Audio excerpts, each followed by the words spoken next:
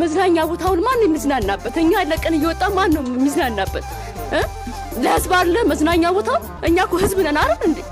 ህዝብ ማን መንግስት አይደል እንዴ? እኛ ደህና መንግስት መጣልን ያን ያለ እኮ ነው ይሄ ነገር የተከሰተው። እኛ የት እንሂድ? አገራችን ነው ብለን እየኖርን በሰላም እንሰደድ? ለስሙ ግን ከአረብ ሀገር ይምጡ ይላል። አሁን ግን እኔ አሉኝ እህቶች እንዲመጡ አልፈልግም። ምክንያቱም አገር የለንም፣ በቃ የለንም። በእውነት ለመናገር ይሄ መዝናኛ እኮ እኛ ስንኖር ነው የምንዝናናበት። እኛ እየኖርን ስንሆን ነው እኮ ሰው የሚዝናናበት። መንግስት የት ነው ያለው? ቆይ እኛ የት ነን? እኛ ምንድን ነን? ህዝብ አይደለም?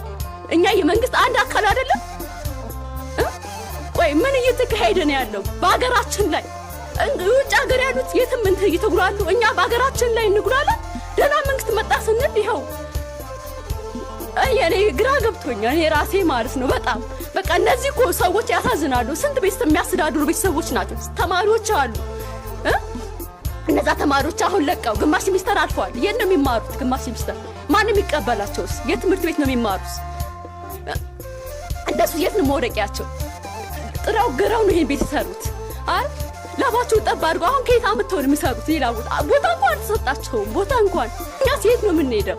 ሜዳ ላይ ነው የምንሆነው። ለስሙ ግን ጎዳና ያሉትን አነሳለሁ ይላል። እኛስ ጎዳና ላይ ያለ ነው? እኛ ማንም የሚያይን የት አካል ነው? እኛ አካል የት ነው የሚያይን? የት አካል ነው የሚያይን?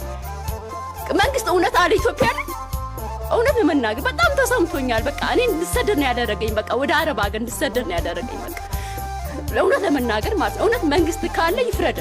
በቃ ይሰጣል አንድ ቀን። በቃ ነገ ይፈርስባችኋል ተብለናል። በእናታችሁ በፈጠራችሁ ጌታ ተባበሩ በቃ።